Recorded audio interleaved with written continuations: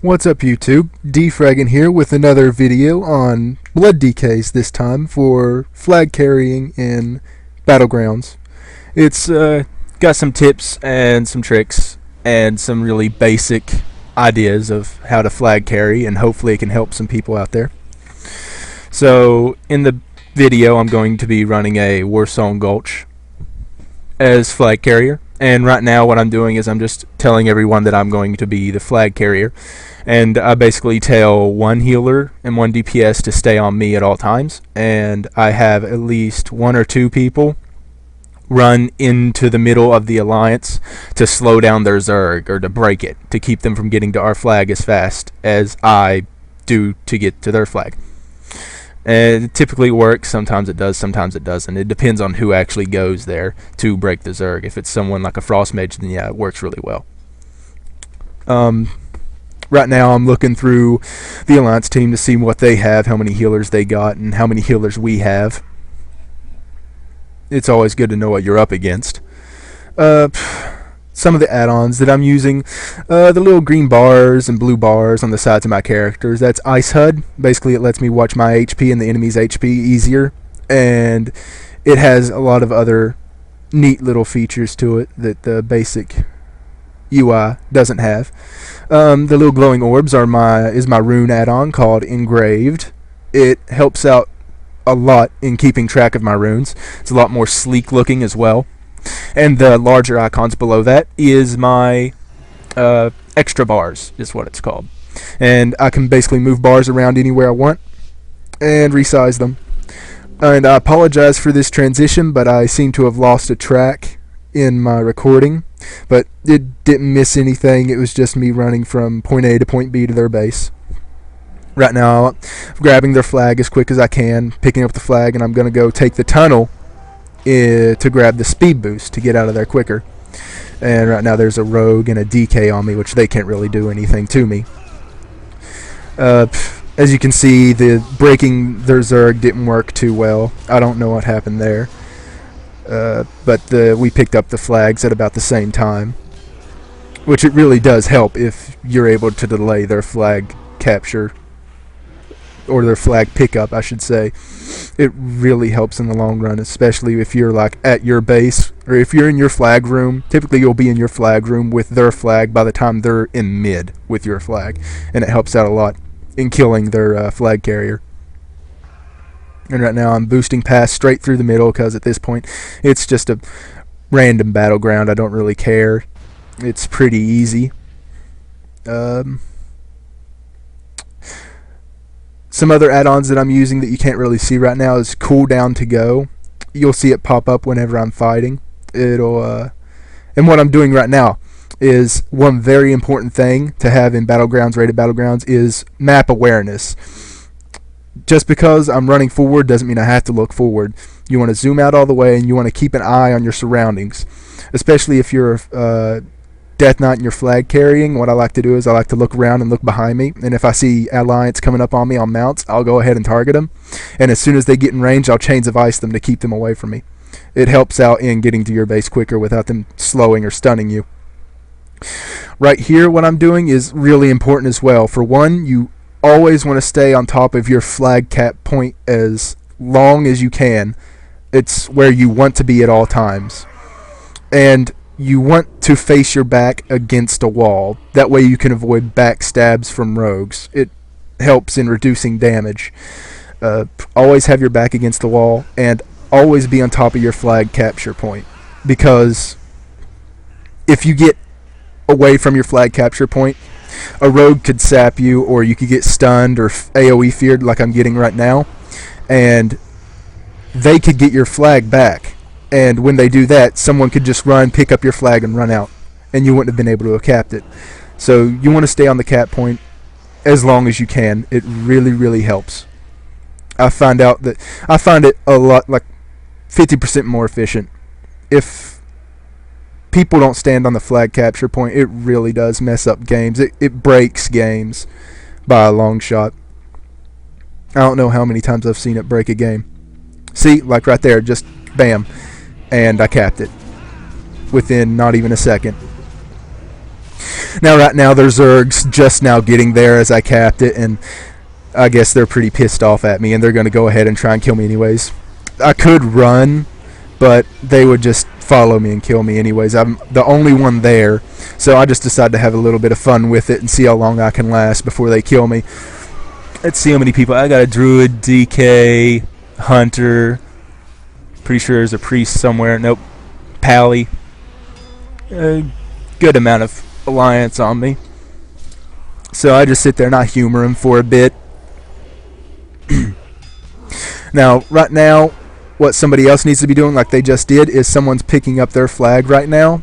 And what I do is, as soon as I die, I respawn and I run to the person that has their flag and I pick it up off of them. That way, there's less time in between running flags and you can do it quicker and faster.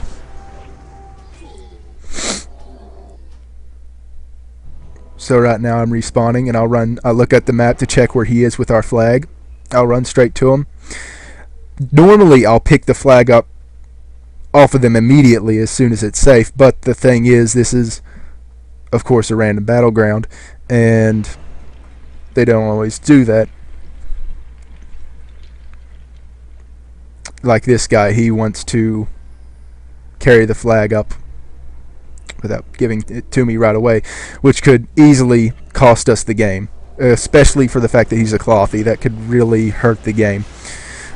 That's, if you're a DPS in a battleground, don't try to be the flag carrier. I mean, if you're going to pick up the flag to bring it to the flag carrier, that's fine, but especially if you're a clothy, just give it to a plate wearer at least, because it really helps out.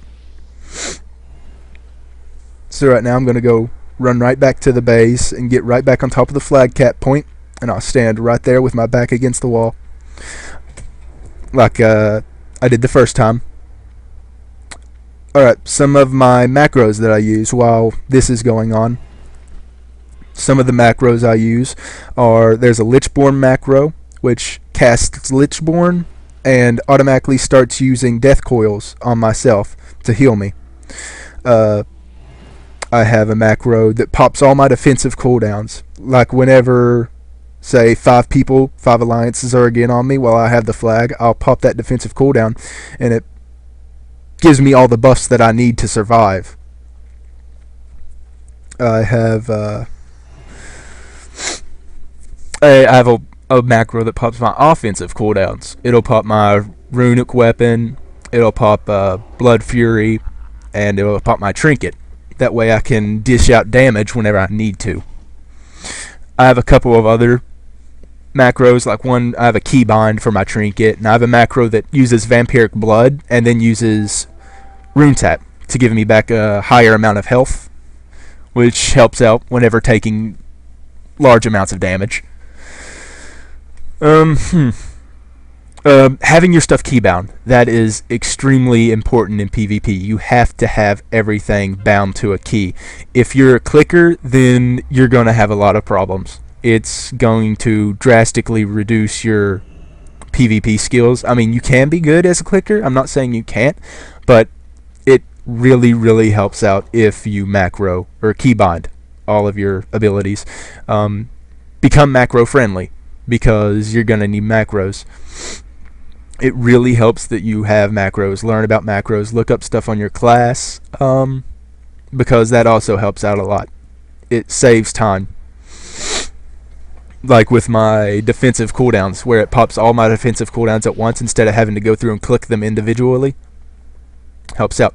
Also, you'll notice that I still have my defensive cooldowns down on my top action bar. That's because I like to keep track of the cooldown on each individual defensive cooldown, so I know when each one is up, and in case I need to use one individual cooldown, like Amshell, if a mage is on me, then I can just click it. It's I find it a lot simpler that way. Right here, I have him give me the flag, and I'm going to do the same thing that I always do. Back up against the wall with my back against the wall, standing on top of the cap point.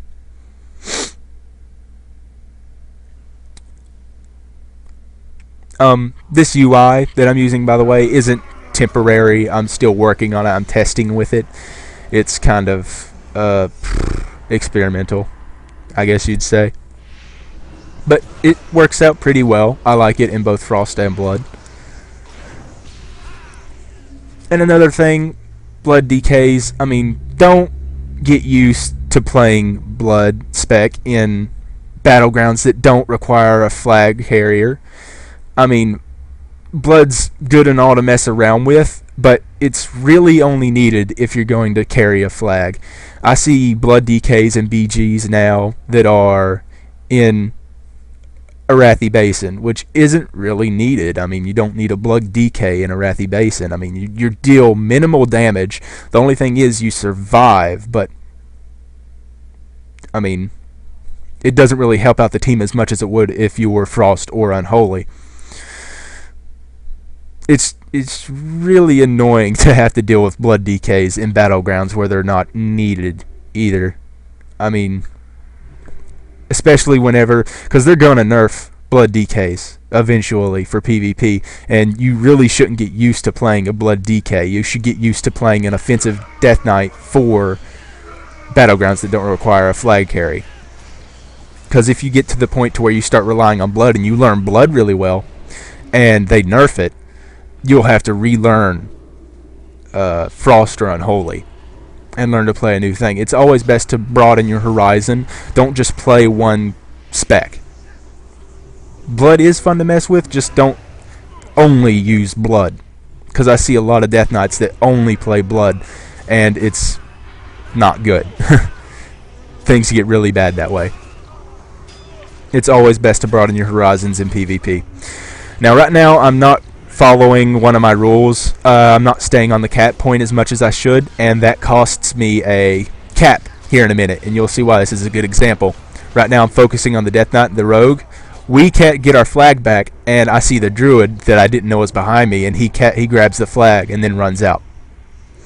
That's exactly why it's always best to stay exactly on the flag cap point. That's a perfect example. And right now, the Death Knight and the Priest or Rogue are just messing with me, and I'm just trying to stay alive.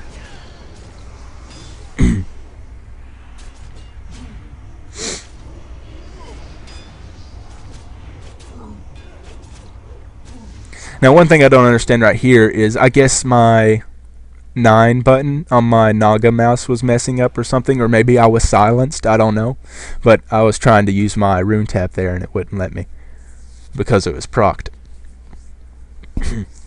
And another thing for Death Knights, kind of basic information, but you want to use Death Strike as much as possible. It's how you survive. If you can't use Death Strike, use Heart Strike until your Unholy runes and your Frost runes are Death runes. That way, whenever they get off cooldown, you can use Death Strike more times in a row to build up your shield and to build up your HP pool. And another thing, as far as gemming and enchanting for Blood DKs, I know that every tank loves to have that huge HP pool, but you want to avoid that. You do not want to gem straight up stamina. That is very, very bad. You want to mix between strength gems, mastery gems, and rezeal and stam gems. The reason you want to use strength gems is because your Death Strike. The more damage you do with the Death Strike, the more you heal yourself for, which is your main move, the move that you spam to survive. So the more damage you do with it, the better you're going to be at surviving. The reason you want to gem mastery is because your shield buff you get while using Death Strike. The more mastery you have, the more that your shield is going to absorb every time you use Death Strike, and that shield's going to stack up. And the reason you want to do Rezeal is, of course, to reduce the amount of incoming damage you receive, and make sure you're hit capped, which for PvP is 5%. And make sure you're expertise capped, which is either 17 or 16%. I'm pretty sure it's 17%. You want to be expertise capped and hit capped before any other. So if you're not, you can reforge for it, or you can gem for it as well. As far as meta socket goes, a good meta gem is the one that gives 81 stamina and 2% increased armor from items. I think is what it does. Those are the best gems that you can get. If I were to go in further detail, I would go, or if you want me to go in further detail on enchants and everything, I can make another video later. Also, if you want a further in-depth video on my user interface and the add-ons, I have a video released for that. It's under my Frost DK PvP video, which you can watch it. And I apologize for the video lag. I guess something happened during capturing with Fraps that it caused this video lag. I guess I had a program running in the background that was taking random bursts of my CPU's power, causing it to video lag like this, and I apologize for that. I also apologize for the length of this video. I know it is kind of a lengthy video, and I didn't mean for it to be that way. That's just how this battleground turned out. Right now I'm grabbing their flag. I'm going to take it under the tunnel in hopes that the speed boots are there. If so, that helps out in getting back to their base a lot quicker. Typically, I always take this way, unless you always want to take down the middle tunnel, unless you don't have a lot of your allies in the middle of the map. If you don't have a lot of your allies in the middle of the map, that could leave you prone to getting CC'd and DPS down on the way back to the base. Most blood DKs, though, a good blood DK can easily survive it and go all the way through mid without having any trouble. And another thing, a real big thing, what I'm doing right here is notice that I'm still hitting him, but I'm running forward at full speed. So I'm avoiding backpedaling. Backpedaling is when you walk directly backwards with your character and you move, I think it's 50% slower. And you moving 50% slower really hurts the time it takes for you to get from point A to point B with the flag. See, I'm moving at normal speed and I'm still hitting the enemies behind me with death strikes to keep my health up. All you do is turn your camera to the side and run to the side. That way you're running in a straight line to your point of destination and you're hitting the people behind you without having to walk backwards. Backpedaling is very, very hurtful in PvP. You have to learn not to backpedal. If the best thing you can do to get to learn to stop backpedaling is to completely unmacro your S key for moving backwards. In PvP, you don't need it. You really don't need that key. Backpedaling takes a while to get out of the habit of doing if you're used to doing it, but once you get out of the habit of it, it's really easy to avoid. You'll start seeing people in BGs backpedal all the time. You'll be like, oh, what a noob backpedaler. You get used to it. And I'm pretty sure this is the cap win of the game. Notice, every time, put my back against the wall and stay on top of the cap point. That is mandatory as a flag carrier. If you want to get anywhere in being a Blood DK flag carrier, you have to do that. Alright, well, I thank you for watching this video. If you liked it, please subscribe, like the video. I will be making more videos. If you want more instructional videos, I could easily do that. I could go into more depth about everything that I do. I'm going to be releasing some arena videos once my arena partners get geared for this season. And those 3v3 videos should be up in about a week and a half or so. So look forward to seeing more of those. This paladin's going to try to do something, but the game's already over. But always try and fight on top of it as well. And there's the game. I think I did about 680,000 self-heals in that game. Not too bad. But again, thanks for watching. Subscribe if you liked the video. Like the video if you liked the video. And favorite it if you think it was a favorite. And I'll catch you next time. Thanks for watching.